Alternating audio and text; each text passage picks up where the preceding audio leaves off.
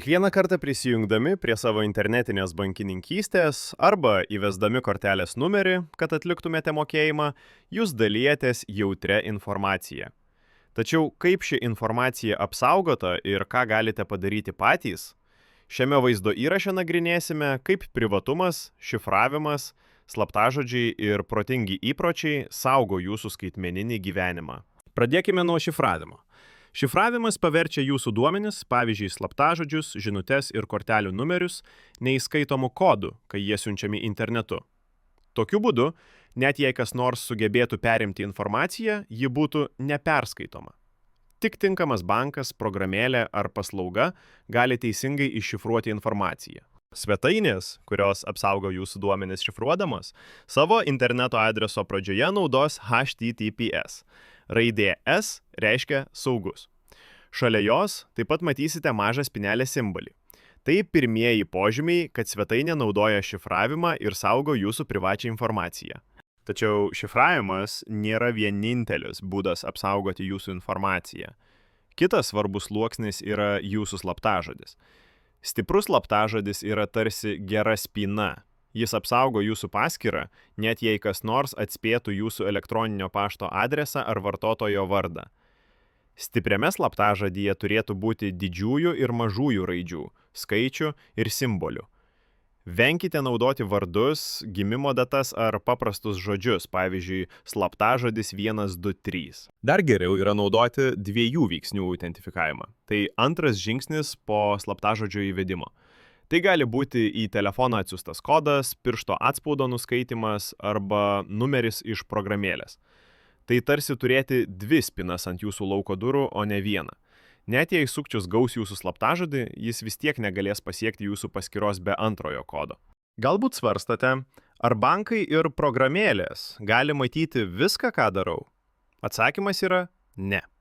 Dauguma patikimų finansinių paslaugų laikosi griežtų privatumo taisyklių, nesidalina jūsų duomenimis su kitais, nebent jūs sutinkate arba to reikalauja įstatymai.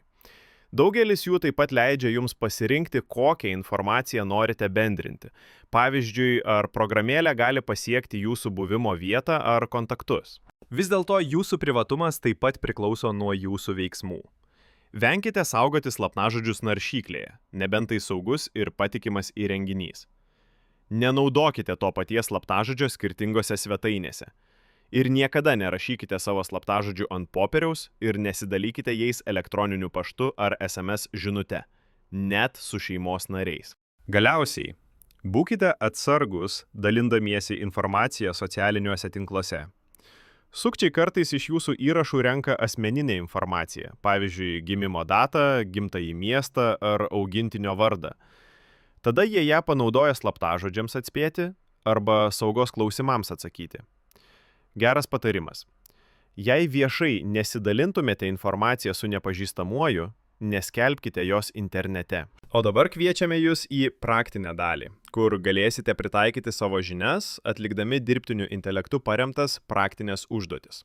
Pradėkime.